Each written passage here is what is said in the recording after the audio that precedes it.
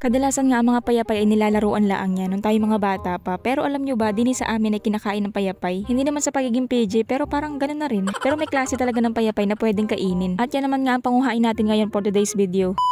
So yun na nga for today's video at dahil nga walang pasok sa Johan ay naisipan namin na manguha ng payapay. Excited nga pala sa Johan sa pangunguha niyang payapay. At ang sabi pa nga niya sa akin ay wag ko daw ibablog yan nang hindi siya kasama. May dala nga pala siyang baliwasnan at sisiluin nga daw niya para daw hindi na namin hukayin. Sa pangunguhaan kasi namin ay matigas ang lupa at gawa ng may lahok na buhangin. Yung klase kasi ng payapay na pinapanguha namin at tinuulam ay hindi siya basta-basta makikita na lang kung saan. Kaya hindi kami pwede makapamili kung saan kami mangunguha kasi marami din naman ganyan sa tabing ilog. Kaso nga lang yung mga nasa tabing ilog ay hindi naman nakakain yun. Ito kasi mga kinakain namin kadalasan makikita lang sila ay sa palaisdaan o makikita sila ay malapit sa mga palaisdaan. Hindi ko nga pala alam kung lahat ng klase ba niyan ay pwedeng kainin. Basta itong nakagis na namin kainin, edi yun lang ang pangunguhain ko. Ito nga daw palang butas ay ilalagyan ni Johan ng silo. Tapos hihintayin lang daw namin na lumabas tapos hahatakin niya yung baliwasnan at masisilo na daw yun. Medyo matagal pala yung proseso na Johan kaya naman naisipan ko na magbungkal na laang at baka abutin pa kami ng siyam-siyam at baka hindi lang at baka magsampu pa. At gawa ng ang tagal nila lumabas ulit sa butas kapag sila ay nabulabog. Mahirap nga lang pala ito kapag dudukutin mo at gawa ng may kasamang buhangin yung lupa. Masakit sa kamay at saka matigas yung lupa. Kaya naman umuwi muna ako saglit at kumuha ako ng kawit at saka kumuha na rin ako ng isa pang itak. Mas madali nga pala sila makukuha kapag ganitong patagilid yung butas nila. Maharangan mo agad sila sa butas at hindi agad sila makakadiretso sa ilalim. Nung mga nakaraan pa nga pala sana namin balak itong i-content kaso nga lang hindi natuloy at gawa ng mahirap nga siyang kunin. Pero wala pa rin namang pinagbago at mahirap pa rin siyang kunin ngayon. Pero ngayon nga hindi pwedeng hindi ito maitutuloy at gawa ng wala na akong maia-upload. Pero may video pa rin naman ako sa gallery na pwede ko pa yung i-upload kaso nga lang ko inatamad mag-edit nun. Pangit kasi yung quality ng video at gawa ng ginamit ko kasi doon ay action cam. Yun yung kapanahonan ng bagyo na nag-video kami at nanghingi kami ng pang-ulam. Kaso nga lang hindi ko nga kasi nagamit yung cellphone ko at gawa ng shutdown ay walang kuryente. Paano tayo masama na nga ang panahon at mawawalan na nga ng kuryente ay inuna pa ay manood ng K-drama kaysa mag-charge. Nga pala sa labas kami ng palaisdaan nanguha kaya naman ay matigas nga ang lupa. Dati kasi ay sa loob ng palaisdaan kami nangunguha kaya madali lang silang kunin at malambot ang lupa. Kaso nga lang ngayon ang mga palaisdaan nga ay puno na ng tubig at nawala na yung mga payapay doon. Naisipan ko nga pala na buhusan namin ng tubig yung mga hinuhukay kong butas para lumambot-lambot man laang yung lupa at madaling matuko yung butas. Nawawala kasi yung butas na tatahuban. Nga pala rin mga payapay ganito lang yan talaga kalalaki. Baka sabihin na naman ng iba ay kinuha ko na agad ay anong liit pa. Nga pala hindi ko pa nasusubukan na mag-ulam ng ganitong payapay. Pero sabi nga ni mama ay lagi daw itong ulam namin noon nung kami mga bata pa. Pero sa sobrang tagal na nga no na hindi ko natanda na nag-uulam pala kami ng ganito. Basta ang alam ko lang ito yung kinakain. Hindi nga pala ganun kalalim ang butas na rin mga payapay kumpara doon sa butas ng talimaras, kuray at katang na talaga namang kahit sumilid ka pa doon sa butas ay kulang ka pa. Nga pala hindi na kami gumamit ng kawit at kinakamay na lang namin at gawa ng nasisira nga kapag kinakawit. At kung tatanungin nyo naman kung hindi baga ako natatakot na masipit, abay di syempre natatakot din naman. Sino baga ang tao na hindi takot masipit? Pero yan naman po ay kapag nasa ilalim sila ng butas ay nakatalikod yung sipit nila. Yung sipit nila ay nakaharap ay doon sa ilalim ng putik. At saka ang kagandahan naman dyan ay isa lang naman ang sipit niyan. Pero kung sakaling katangan dudukutin ko sa butas, naku wag na uy. Pero dati ay nagdudukot din naman ako ng katang. Paa pa nga dati ang pinandudukot ko at hindi na nga abot ng kamay. Pero dati yon. Ngayon kasi hindi na nakakatakot. Naranasan ko na kasing masipit kaya nagbago na isip ko. At speaking of nasipit, ayan na nga bagang sinasabi ko at ako'y nasipit.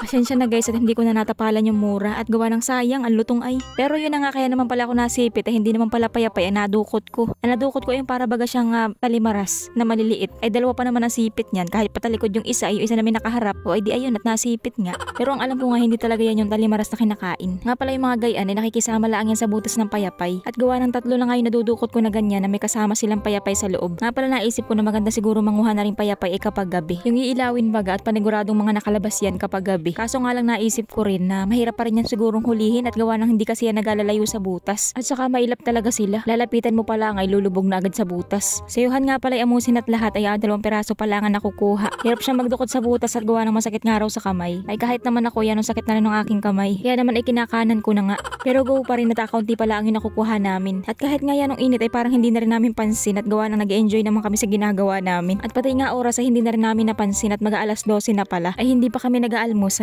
Pati gutom ay hindi na rin namin napansin. Abay kahit siya hindi pa nakakaisip mag-akit na umuwi. Nga pala itong pinangunguhaan namin ng payapay ay dati itong basketbulan. Wala lang, share ko lang. Bigla ko lang naalala. Dito kami dati naglalaro ng tumbang preso, tibig, sityo, tayakad. Tapos dito rin kami nagpapalipad ng saranggola. Tapos dito rin kami napalo.